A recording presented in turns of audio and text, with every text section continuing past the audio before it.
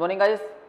Today I am deliver third lecture of this chapter literacy heritage of India for the third part. You know the third part is dependent as the ancient university of India. Actually before this time I have delivered two lectures continually. First is ancient heritage of India and second medieval heritage of India as dependent as the literary या literature. Actually अभी तक हमने जो भी पढ़ा था literature कि किस तरह से एक एंशिएंट इंडिया के अंदर और मेडिवल इंडिया के अंदर लिटरेचर को डेवलप करने के लिए कोशिशें की गई और उनमें कौन कौन से कारण उत्तरदायी थे. एक्चुअली आज हम थर्ड जो आपका लेक्चर है उसको डिलीवर करने वाले हैं and this lecture delivery based on the ancient university of India. हम ये जो लेक्चर है कहीं ना कहीं एंशिएंट यूनिवर्सिटी ऑफ इंडिया के ऊपर फोकस करने वाले हैं. तो नाउ गाइस एक्चुअली यदि हम एंशिएंट इंडिया की बात करें तो उस समय के अनुसार जो 4 यूनिवर्सिटीज ऐसी थीं जिन्होंने हमारे भारत के अंदर जो है हमारे जो महान जो स्कॉलर्स थे उनको डेवलप करने का कार्य किया था, या हम कह सकते हैं हमारी एजुकेशन सिस्टम को इम्प्रूव करने का कार्य किया था गाइस. ऐसी स्थिति में तो हम देखते हैं सबसे पहले मैं आपको ये बता चुका हूं this is the third part of this chapter and this is a last part. ये क्या है, हमारा लास्ट पार्ट है और ये थर्ड पार्ट है. तो गाइस कौन कौन सी ऐसी यूनिवर्सिटीज थी जिन्होंने एंशिएंट इंडिया के अंतर्गत जो है लिटरेचर को इंप्रूव करने का कार्य किया था, हमारे लिटरेचर को और ज्यादा डेवलप करने का एक्सटेंडेड करने का कार्य किया था गाइस. तो सबसे पहले हमारा जो आ जाता है फर्स्ट यूनिवर्सिटी जिसका नाम है नालंदा यूनिवर्सिटी. कौन सा? Nalanda. Guys listen carefully. First is Nalanda and second university is Taxila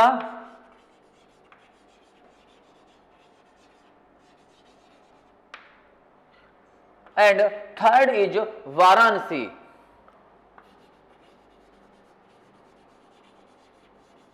And fourth is Vallavi. These are the 4 ancient universities. They provide the better education for Indian human. इन्होंने क्या किया था, अपनी तरफ से बेटर एजुकेशन को प्रोवाइड करने का कार्य किया था. तो first I will try to discriminate this.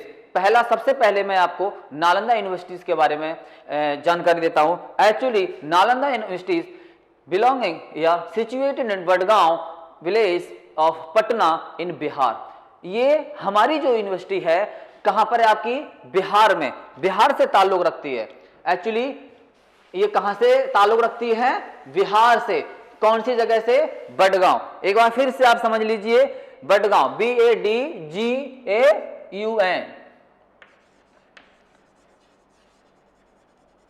इन पटना. पटना से ये बिलोंग करती है. और आगे हम देखते हैं this is impotency and this university importance for the Jainism. और ये किसके लिए जानी जाती है? जैनिज्म के लिए.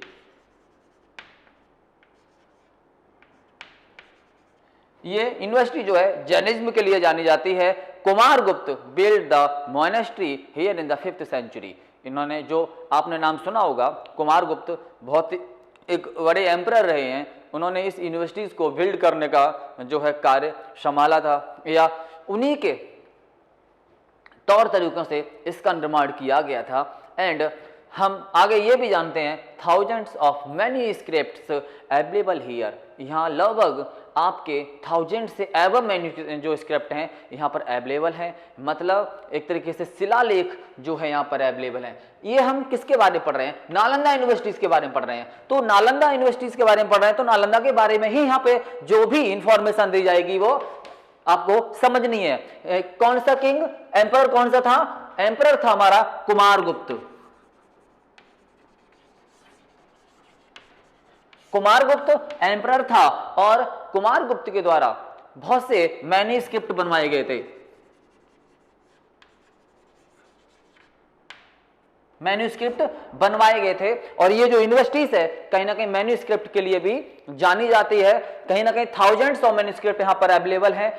नेक्स्ट हम ये समझते हैं यहां पे कि किस तरीके से ये हम देखा जाए तो this is the precious place of Indian culture and heritage. ये हम समझे तो जो हमारा नालंदा यूनिवर्सिटीज है ये क्या है, एक प्रीसियस प्लेस है। किसके लिए, किसके लिए प्रीसियस प्लेस है? हमारे इंडियन कल्चर के लिए। हमारी इंडियन जो कल्चर है, जो हमारी संस्कृति है, उसकी अवेलेबिलिटी को ये शो करने का कार्य करता है, उसकी प्रेसिसिटी को दिखाने की कोशिश करता है। कौन? हमारा Nalanda university. And Hiuen Tsang also come here. कौन यहां पे आया था? चाइनीज ट्रेवलर था एक। कौन था? एक चाइनीज ट्रेवलर। नाम आपने सुना होगा, फिर से एक बार बता दूं, एक चाइनीज ट्रेवलर यहां आया था जिसका नाम था ह्वेनसांग।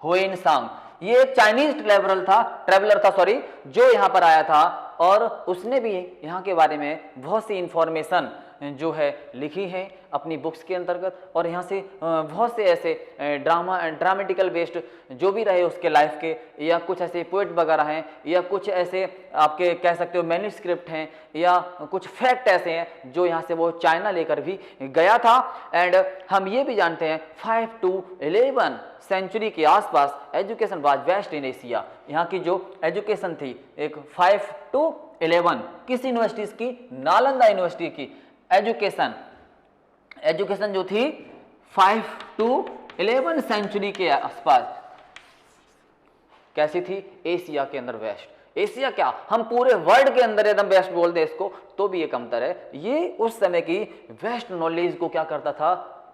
प्रदान करता था। जो स्कॉलर्स थे, जो स्टूडेंट थे, गैदर करते थे, बेस्ट एजुकेशन गैदर करते थे और इसीलिए इस यूनिवर्सिटी का नाम पूरे वर्ल्ड में फेमस था। एंड नाउ हम इसके बारे में ये भी जानते हैं 657 जो है books took here to the China for the Hiuen Tsang.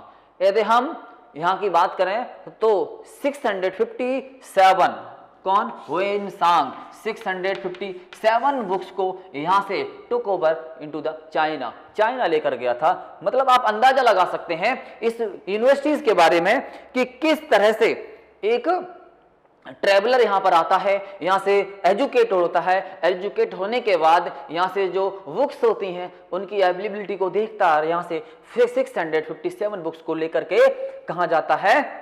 China जाता है। तो इससे भी आपको ये पता चलता है कि इस यूनिवर्सिटी का जो कद था कितना एक्सटेंडेड रहा होगा, कितना बड़ा रहा होगा। यू हैव फील दैट, इसको आप समझ सकते हैं, इसको आप फील कर सकते हैं। सो गाइस, दूसरा हम ये भी जानते हैं there were the 7 huge halls. और इस यूनिवर्सिटीज के अंदर ये कहा जाता है कि उस समय के अंदर 7 ह्यूज हॉल थे।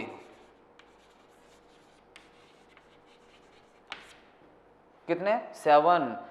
मतलब जहां पर स्टूडेंट क्या होते? गैदरिंग करते थे, मतलब इकट्ठे होते थे, एजुकेशन लेते थे।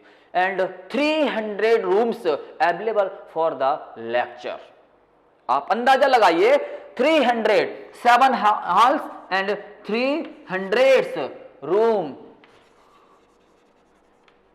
Available for lecture. मतलब जो भी डिसेबल थे, मतलब जो शिष्य होते थे, उनको उनके जो टीचर्स थे उनके द्वारा लेक्चर दिया जाता था। और जो लेक्चर दिए जाते थे उन लेक्चर को देने के लिए जो रूम्स की संख्या थी, जो अवेलेबिलिटी थी रूम्स की, वो 300 के आसपास मानी जाती है गाइस। तो ऐसी स्थिति में आगे donation of the fooding and clothing is available here. जो विलेजर्स थे, गांव वाले थे, या उस समय के जो कह सकते हैं एम्परर होते थे, वो क्या करते थे? डोनेशन देते थे इस यूनिवर्सिटी को। देखो गाइस, ये समझने वाली बात है, बहुत ही अलग है कि हमारा इंडियन कल्चर कितना जो है एक तरीके से कैसा था? इंपोर्टेंसी रखता था, कितनी इंपोर्टेंसी देता था एजुकेशन के लिए। उस एजुकेशन के लिए, मतलब जो डिसिपल होते थे उनके लिए, जो विलेजर्स थे, विलेजर मतलब गांव के जो लोग थे, साथ में जो एम्परर होता था वो क्या करता था, डोनेट करने का कार्य करता था। किस चीज का डोनेशन देता था? डोनेशन देता था क्लॉथिंग का। किसका? क्लॉथिंग का, कपड़ों का डोनेशन। साथ में किसका? फूडिंग का डोनेशन। चाहिए क्या एक स्टूडेंट को, एक डिसिपल को जो है अपने समय में, जिस समय वो एजुकेशन ले रहा हो, उसे क्या चाहिए होता है? मोस्टली 2 चीज। एक तो रहना, 3 चीजें। एक तो आपका रहना, accommodation, fooding, accommodation, fooding and clothing. These are the 3 pillars of a better stability of the life in the time of education. यदि आप एजुकेशन के समय पे आपको ये 3 चीजें मिल जाती हैं तो आप अपने आप को डेवलप करने से नहीं रोक सकते। तो कौन कौन सी 3 चीजें थी? Accommodation, fooding and clothing. और तीनों ही चीजें डोनेशन के माध्यम से मिलती थी। किसके माध्यम से? डोनेशन के माध्यम से मिलती थी। एंड नेक्स्ट हम एकदम इसकी बात करें, library area was known as the Dharmaganj. उस समय जो लाइब्रेरी एरिया होता था उसको हम नाम देते थे धर्मगुंज।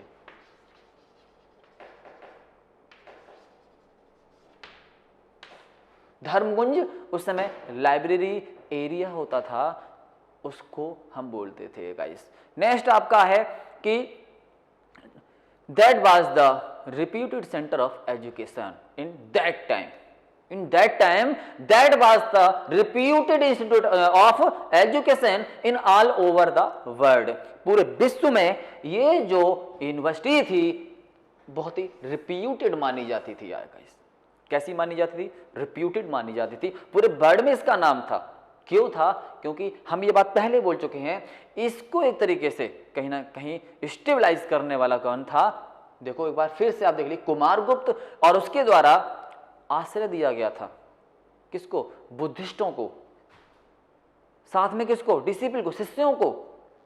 तीसरा स्कॉलर्स को। तो ऐसी स्थिति में यहाँ की एजुकेशन ने क्या किया था? अपने आप को इंप्रूव किया था। ऑल ओवर वर्ल्ड, पूरे वर्ल्ड में एक तरीके से अपने आप को इंप्रूव किया था। सो now guys, this is the first university. So I have describe these points. मैंने क्या किया? आपको इस यूनिवर्सिटीज के जो मुख्य पॉइंट्स थे, जो बिंदु थे, उनको मैं डिस्क्राइब करने का कार्य किया। तो नेक्स्ट मैं आपको दूसरी यूनिवर्सिटीज के बारे में बताता हूं, जिसका नाम था तक्षशिला। क्या नाम था जिसका? तक्षशिला।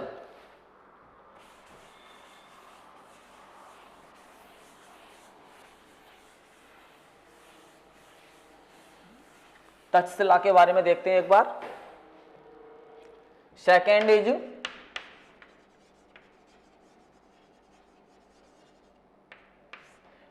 तक्षशिला। इसके बारे में थोड़ा सा देख लेते हैं। एक्चुअली यदि हम तक्षशिला की बात करें तो located at Rawalpindi, located at Rawalpindi. कहां पर ये लोकेटेड है? रावलपिंडी। पता होगा, नाम सुना होगा आपने। रावलपिंडी कहां पर? कहां पर है ये? पाकिस्तान। एक नाम और सुना होगा आपने, रावलपिंडी एक्सप्रेस, शोएब अख्तर। अब तो आपको कुछ याद आया होगा। तो रावलपिंडी आपका कहां है? पाकिस्तान में है, और ये पेशावर के पास है। कहां पर है ये आपका? पेशावर। एक सेकंड। तो Rawalpindi, 1 second.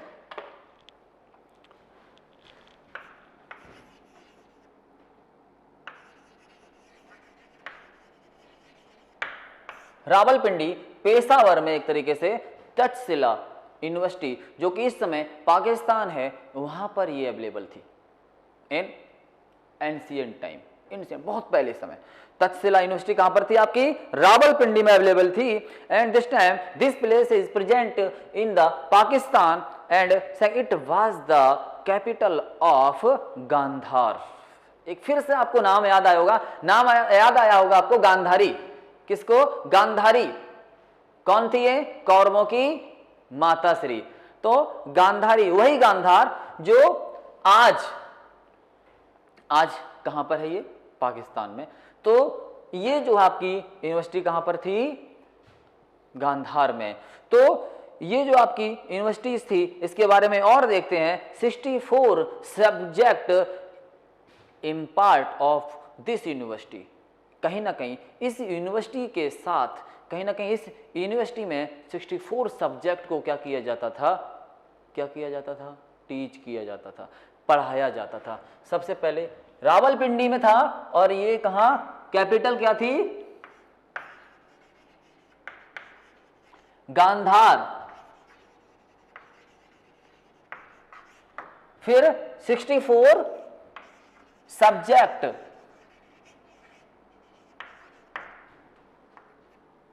Available here.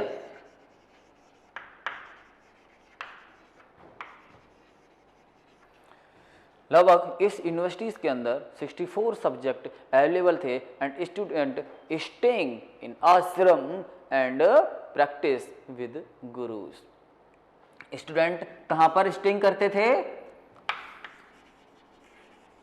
Staying in आश्रम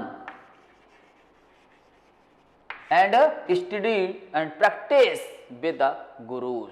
प्रैक्टिस करते थे मतलब उनके साथ रहते थे, उनके साथ एजुकेशन को, अपने मोरल को डेवलप करते थे, अपनी नैतिकता को बढ़ाते थे, अपनी एजुकेशन को बढ़ाते थे। ये उनका कार्य था, और ये कार्य बखूबी कौन संभालता था, इसको संभालने का कार्य करते थे उनके गुरु, उनके जो गुरुवर होते थे उनको, उनके द्वारा इसको संभाला जाता था। उसके बाद जातक, उसके बाद जातक is the main disciple and leading disciple of the Buddhist learn the lesson of Ayurveda। उसी समय एक बहुत बड़े, कहने का मतलब बौद्ध धर्म के डिसिपल थे भगवान बुद्ध के, जिनका नाम था जातक। क्या नाम था, जातक। ये क्या करते थे, आयुर्वेदा के बारे में इस यूनिवर्सिटी में पढ़ाने का कार्य करते थे।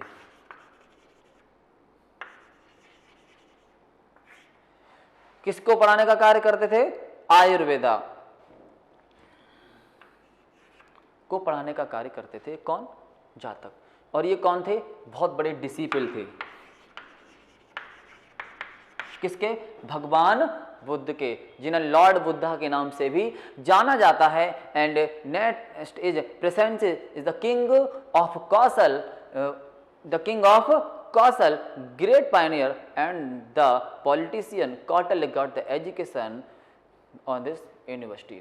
मतलब यहाँ पर जो है कहीं ना कहीं द ग्रेट पायनियर, वो एक महान नेता कौटिल्य की भी एजुकेशन हुई थी, और साथ में प्रसेनजित जो कौशल नरेश थे उन्होंने भी यहाँ एजुकेशन ली थी। सबसे पहले कौन, कौशल नरेश, प्रसेनजित। कौन, एक बार फिर दो, प्रसेनजित।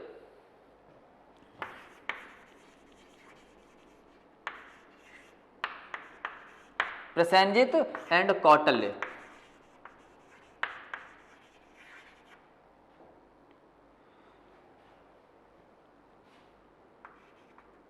ये कौटिल्य, तो इनके द्वारा यहां पे क्या किया गया था, एजुकेशन ली गई थी। नेक्स्ट आपका कुछ और पॉइंट आपका देख लेते हैं इसी में। किसमें हम देख रहे हैं, ये सब ये हम तक्षशिला यूनिवर्सिटी के बारे में देख लेते हैं।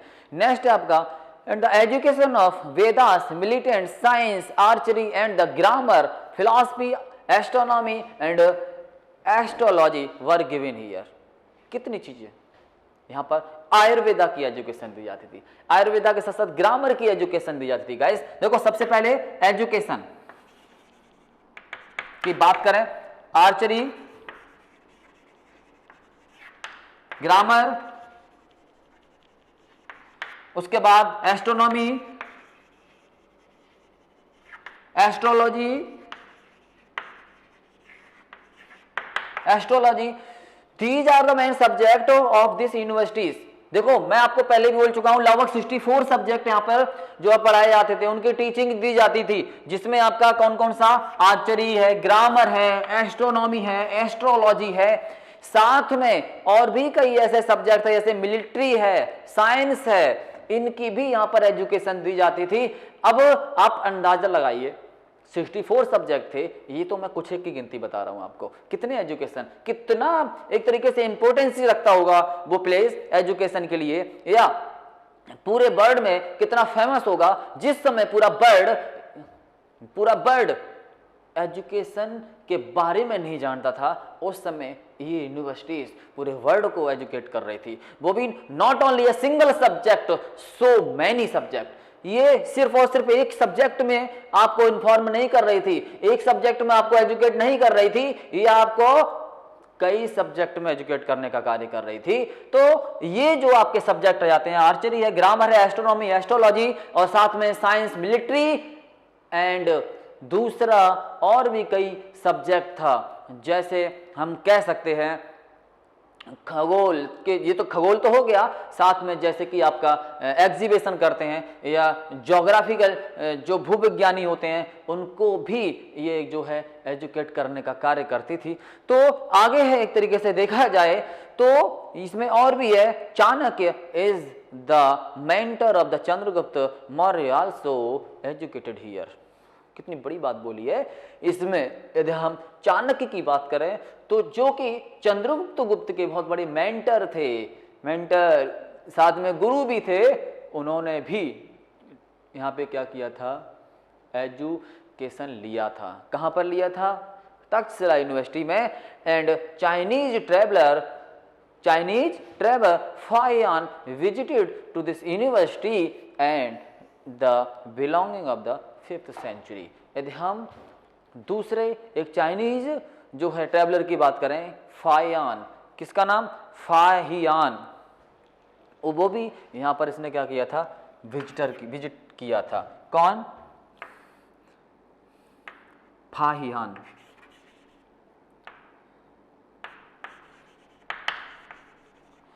फाहियान, इसने भी यहां पे क्या की थी, ट्रैवलिंग की थी।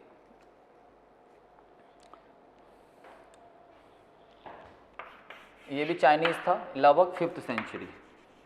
तो गाइस ये क्या है आपकी तक्षशिला यूनिवर्सिटीज के बारे में। फिर से एक बार चाहो तो देख सकते हो। यदि हम तक्षशिला यूनिवर्सिटी की बात करें तो actually this university belonging for the Rawalpindi and his capital was the Gandhar in Pakistan, and they have 64 subjects available here, and they got the student for the better education and staying for education for disciple in the ashram and within the teachers. साथ में जातक, this is the main disciple of Gautam Buddha, also available here as a teacher for Ayurveda, and Prasenjit, the Kausal Naresh may be educated here, and Kautalya, this is the gurus of Chandragupta Maurya also educated here, and the education of this university and the main subject of this university is the archery, grammar, astronomy, astrology, military, and so etc. other subject. Within the Huinsang is under the 5th century also traveling here. So guys, this is the main fact of this university, Takshila University. Now guys, move to another university. Third आपका university है, जैसा कि आपने नाम भी सुना होगा, जिसका नाम है आपका वाराणसी। नाम सुना होगा प्लेस का, क्या नाम है प्लेस का? वाराणसी। एक्चुअली अधिकतर लोग जानते ही होंगे, बहुत ही बड़ा पिलग्रामेज है ये इंडिया का, वाराणसी। जैसे हम काशी भी बोलते हैं, क्या बोलते हैं इसे? हम काशी बोलते हैं। ये कहां पर है आपका? In Uttar Pradesh. So now guys listen carefully, Kashi, third university Kashi, Varanasi.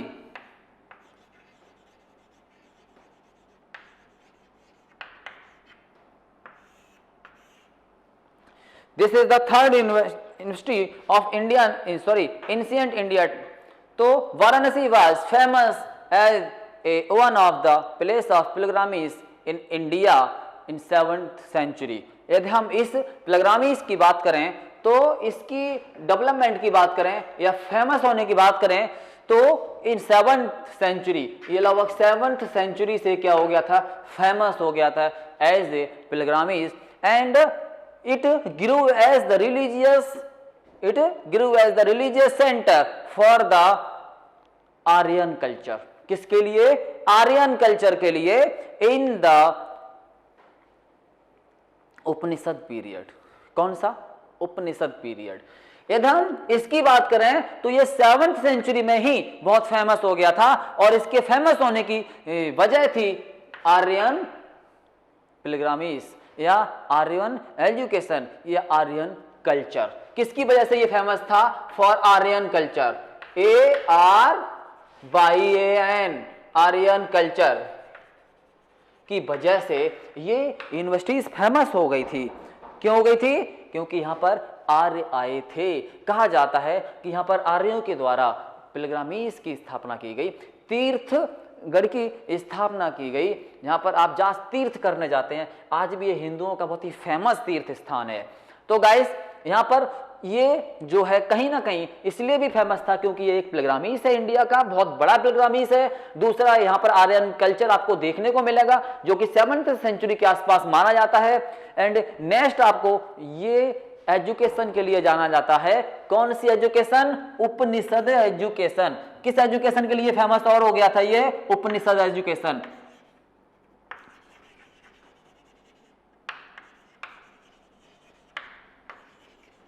Upanishad education के लिए भी ये फेमस हो गया था गाइस। नेक्स्ट हम ये बात कह सकते हैं, और king of Varanasi Ajatashatru was the great philosopher of Upanishadic age and the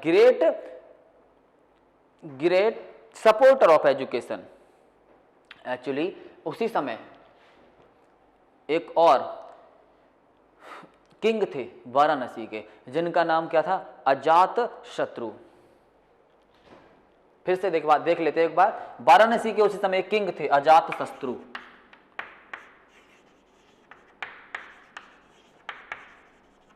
Ajatashatru, इनकी वजह से, इनकी एजुकेशन जो पॉलिसी थी उसकी वजह से भी ये जो पिलग्रामीज था बहुत फेमस हो गया था। और ये कौन थे? एक तरीके से एक फिलोसफर थे। कौन थे ये? एक फिलोसफर।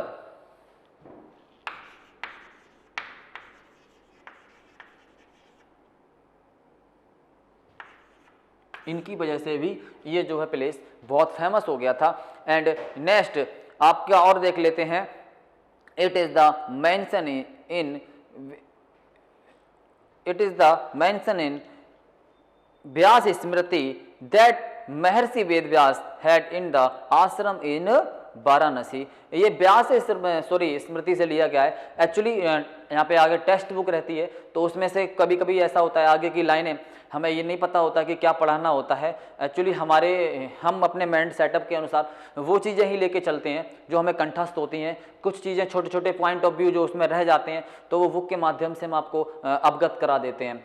तो जैसे ये आपका पॉइंट है कि इसी समय ये इसलिए भी जाना जाता है क्योंकि व्यास स्मृति के माध्यम से ये पता चलता है कि व्यास जो वेद व्यास था उनका आश्रम भी यहाँ पर अवेलेबल था। किसका? व्यास स्मृति के माध्यम से ये पता चलता है।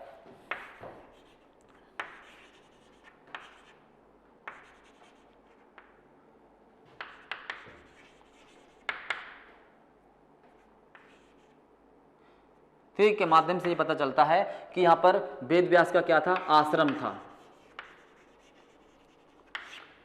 नेक्स्ट आपका इसके साथ और हम जानते हैं कि it is the Lord Buddha choose the Varanasi for the propagation of his preaching. Next point बहुत अच्छी बात है। यहाँ पे भगवान बुद्ध ने भी अपने समय में प्रीचिंग के लिए, मतलब अपने विचारों को रखने के लिए इस स्थान को चुना था। उन्हें लगता था कि ये स्थान जो है कैसा है? अच्छा है। यहाँ से यदि हम प्रीचिंग करेंगे, यहाँ से यदि हम लोगों को बोलेंगे, कुछ समझाएंगे तो लोग उसे आसानी से समझेंगे। तो प्रीचिंग प्लेस के रूप में भी ये जाना जाता है। And the Kashi to adopt the new principle of the Varanasi. यदि हम दूसरा एक तरीके से new principle of the Vedang, उन्होंने काशी ने, यदि हम प्रिंसिपल्स की, सिद्धांत की बात करें तो वेदांग के जो है रूल्स और रेगुलेशन को अपनाने का कार्य भी किया था। आज भी आप जाओगे तो यहाँ पर आपको हिंदुत्व से संबंधित रूल्स रेगुलेशन और जो भी एक तरीके से कह सकते हो ड्रामेटिकल बेस्ड कुछ आपको एपिक मिलेंगे जो आपको यहाँ पे बहुत आसानी से सुनने को देखने को मिल जाएंगे एक्चुअली, और इसीलिए इसे बहुत ही बड़ा पिलग्रामेज बोला जाता है, क्योंकि यहाँ हिंदू धर्म से संबंधित बहुत सी चीज़ें आपको आसानी से देखने को मिल सकती हैं। एंड द हम Vallabhacharya and the Chaitanya Mahaprabhu and the Pioneer of Hinduism आदि Shankaracharya also within the also attend there। यहाँ पर एक तरीके से हम और भी अपने पायनियर की बात कर सकते हैं, नेताओं की बात कर सकते हैं, अग्रणी लोगों की बात कर सकते हैं, जिन्होंने जैसे चैतन्य महाप्रभु के साथ साथ आदि शंकराचार्य, इन्होंने भी यहाँ अपने आप को इस स्थान पर लाने के लिए चुना था। यहाँ पर इन्होंने क्या किया था, प्रीचिंग किया था, समझाया था लोगों को, अपने एक हिंदुत्व को आगे बढ़ाने का कार्य किया था। और यह हम हिंदुइज्म के जो एक तरीके से जो मेंशन है, रूल्स रेगुलेशन, जो प्रिंसिपल्स मेंशन है, उनको भी यहाँ से उन्होंने क्या किया था, डिलीवर करने का कार्य किया था। किसने? चैतन्य महाप्रभु।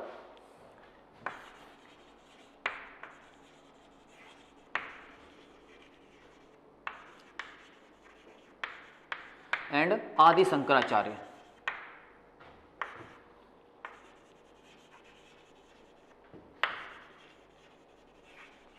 आदि शंकराचार्य एंड चैतन्य महाप्रभु, जो कि एक तरीके से देखा जाए तो हिंदुइज्म के बहुत बड़े प्रणेता रहे हैं। ये जो इन्होंने भी क्या किया था, अपने जो एक तरीके से स्पीच थी उसको यहाँ से डिलीवर किया था और काफ़ी समय तक यहाँ अपने आप को जो है रखा था। नेक्स्ट आपका majority of the scholar families has also we migrate Kashi while a few families. यदि हम कई और राजशाही की बात करें, राजाओं की बात करें, तो कई ऐसी जो एक तरीके से फैमिलीज रही हैं, कई ऐसे स्कॉलर्स रहे हैं, कई ऐसी एक तरीके से जिन्होंने क्या किया, यहाँ पर अपने आप को माइग्रेट किया था। देखो एक्चुअली यहाँ पे बात ये जाती है कि ये क्या था, एक तरीके से हिंदुओं का एक तीर्थ स्थल है, पिलग्रामेज है। तो ऐसी स्थिति में जितने भी बड़े बड़े स्कॉलर्स रहे, मेंटर रहे या एक तरीके फिलोसफर रहे, उन्होंने अपने आप को यहाँ पर लाने की कोशिश की, यहाँ पर रहे, यहाँ की संस्कृति को समझने की, यहाँ की कल्चर को समझने की कोशिश की, जिससे कि वो जो है अपने लिए या दूसरों के लिए कुछ प्रिंसिपल्स को क्या कर सकें, फाइंड आउट कर सकें, निकाल सकें, लिख सकें, जिससे कि लोग उस पर चलकर आगे का धर्म, कर्म और मोक्ष का रास्ता प्राप्त कर सकें। इसलिए भी इस जगह को जाना जाता है गाइस। नेक्स्ट आपका आ जाता है कि मैंने monastery of the Sarnath at the Varanasi become a famous education under the patronage of the empire Ashoka. एक तरीके से ये जो है, जो प्लेस था किंग अशोका के समय और भी ज़्यादा ऊंचाइयों पर पहुंच गया था, क्योंकि कहीं ना कहीं सारनाथ से संबंधित जो वो थी, एक मोनेस्ट्री थी एक तरीके से वहाँ पे, तो उसकी वजह से भी ये बहुत मतलब अधिक जाना गया, क्योंकि अशोका के द्वारा यहाँ पर भी बहुत से कई कार्य कराए गए थे। यहाँ पे मैंने भी बताया गया था पहले, डोनेशन अशोका के द्वारा भी इनको दिया गया था और इसको इम्प्रूव करने के लिए भी बहुत से कार्य किए गए थे। जैसा कि हम जानते हैं अखंड भारत पे किसी ने राज किया था, है ना, तो कोई अकेला कोई एक बड़ा एम्पायर खड़ा करने में कोई कारगर हुआ था तो वो था किंग अशोका गाइस। एंड इसके बाद हम इतना समझने के बाद हम ये समझ सकते हैं कि जो काशी, जो वाराणसी यूनिवर्सिटी है, कि क्यों फेमस थी, किस लिए जानी जाती थी, किस लिए जानी गई थी, और यहाँ पर कौन कौन से ऐसे लोग थे जिन्होंने अपने आप को जो है इन्वॉल्व किया था, कौन ऐसे लोग थे जिन्होंने इसको इम्प्रूव करने का कार्य किया था गाइस। दूसरा, और हम इसमें जानने की कोशिश नहीं करेंगे क्योंकि इतना इसमें काफ़ी हो जाता है, तो आगे हम ये भी देखते हैं कि नेक्स्ट आपकी जो यूनिवर्सिटी है उसका नाम है वल्लभी। कौन सी यूनिवर्सिटी है गाइस? वल्लभी। नाम सुना होगा, वल्लभी यूनिवर्सिटी, जो कि गुजरात में ओल्डेस्ट यूनिवर्सिटीज में से एक थी। कहां पर है ये? Gujarat, 4th number.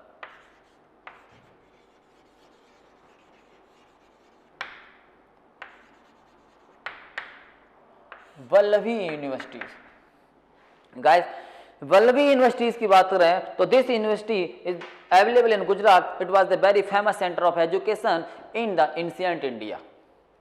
ये बहुत ही फेमस एजुकेशन सेंटर रहा है एंशिएंट इंडिया का. And there was a significant education centre of this that time. ये एक तरीके से सिग्निफिकेंट एजुकेशन सेंटर था उस समय का. और ये जो एक तरीके से कहीं ना कहीं देखा जाए तो वंश डायनेस्टी के द्वारा इसको क्या किया गया था, स्टार्ट करने का कार्य किया गया था. कौन सी यूनिवर्सिटी थी, सॉरी कौन सी डायनेस्टी थी, वंश.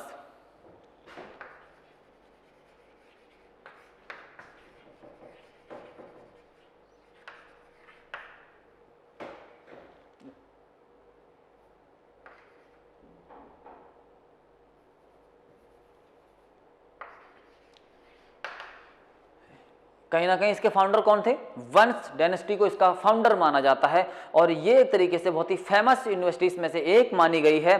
साथ में एक तरीके से देखा जाए तो Vallabhi was the centre of जो है Hinayana cult of Buddhist education. ये एक तरीके से हीनयान जो कल्ट था,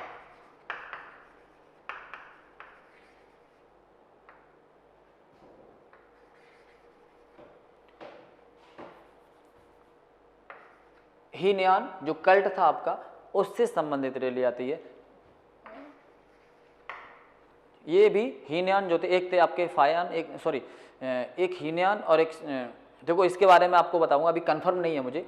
तो ये आपके जो हीनयान कल्ट थे, मतलब एक बुद्धिस्ट की ही एक ये साइट थी, मतलब दो भागों में जो डिवाइड हो गए थे उनमें से ही एक हीनयान थे. और हीनयान कल्ट के लिए जो वल्लभी यूनिवर्सिटी है बहुत फेमस रही है. उसके बाद हम जानते हैं the student from this distant across the Ganga Yamuna used to come here to the higher studies. कहीं ना कहीं जो गंगा यमुना दोआब क्षेत्र हैं वहाँ से भी यहाँ पर स्टूडेंट क्या करते थे, एजुकेशन को लेने के लिए आते थे. कहाँ से, गंगा और यमुना से, for education. Because it is the most education center, most important education for the Indian ancient education. ये क्या था, एंशिएंट इंडियन एजुकेशन के लिए बहुत ही फेमस और इंपोर्टेंट सेंटर था. इसकी वजह से not only in Gujarat, in other side of country, in the other region of country the student will come and take education. लोग यहाँ पर आते थे, स्टूडेंट यहाँ पर आते थे और एजुकेशन लेने का कार्य करते थे. एंड नेक्स्ट कम आगे आता है Chinese traveller Itsing was come and travelling for this university. कौन, इत्सिंग.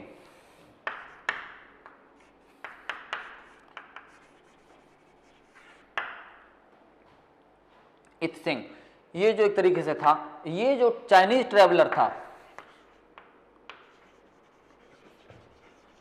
इसके द्वारा भी इस यूनिवर्सिटी का भ्रमण किया गया था और यहाँ पर एजुकेशन ली गई थी. Vallabhi was a capital and an international fort from the 480 to the 775 AD. एक तरीके से मुख्य स्थान रहा है एजुकेशन का 480 से लेकर के 775 AD के आसपास, 780 से लेकर के 775 AD तक, ईसा तक. ये जो एजुकेशन का बहुत बड़ा एक तरीके से क्या रहा है, एक पीक में जो है एजुकेशन पॉइंट रहा है जहाँ से स्टूडेंट अच्छी एजुकेशन के लिए आते थे. एंड आगे हम ये बात जानते हैं कि the name of famous scholar were written on gate. यहाँ पर पढ़ने वाले जो भी आपके डिसिपल होते थे और वो जब अच्छे फेमस स्कॉलर बन जाते थे तो उनका जो नाम था इसके गेट पर भी लिखा जाता था. और माना जाता है कि यहाँ के जो सबसे फेमस स्कॉलर थे आज भी उनका जो नाम इसके गेट पर लिखा हुआ है. एंड नेक्स्ट पॉइंट इसका और है कि यहाँ के जो स्कॉलर होते थे, स्कॉलर मतलब जो विद्वान होते थे, उन विद्वानों को most efficient scholar may be the place give in to the Rajya Sabha. यहाँ पर जो मोस्ट इम्पोर्टेंट या फेमस स्कॉलर जो होते थे उनको राज्यसभा के अंतर्गत जो है जगह दी जाती थी और उन एक अच्छे पद पर आसीन भी किया जाता था गाइस. फिर आपका आ जाता है स्कॉलर की यदि हम बात करें, नॉलेज जो थी वर्कशिप थी या पर्टिकुलर जो सिस्टम था एजुकेशन का, made for the university for the famous not only in India but also in the all over the world. इनका जो एक तरीके से पर्टिकुलर जो भी वर्क होता था, इनकी जो वर्कशिप रहती थी या यज्ञ संबंधी जो धारणाएं रहती थी, not in India all over the world, पूरे विश्व में फेमस रहती थी। And it was the international university in that time. ये जो है उस समय के अनुसार विश्व की बेहतरीन यूनिवर्सिटी में से थे, मतलब बेहतरीन सबसे अच्छी यूनिवर्सिटीज में से एक थी गाइस। तो ऑल ओवर आपने लगभग मैंने जो आपकी 4 एंशिएंट यूनिवर्सिटीज हैं उनको डिस्क्राइब कर दिया है और मुझे उम्मीद है आपको समझ में भी आया होगा। नेक्स्ट मैं आप लोगों के लिए नई क्लास और नए चैप्टर के साथ फिर से मिलूंगा और तब तक के लिए धन्यवाद गाइस।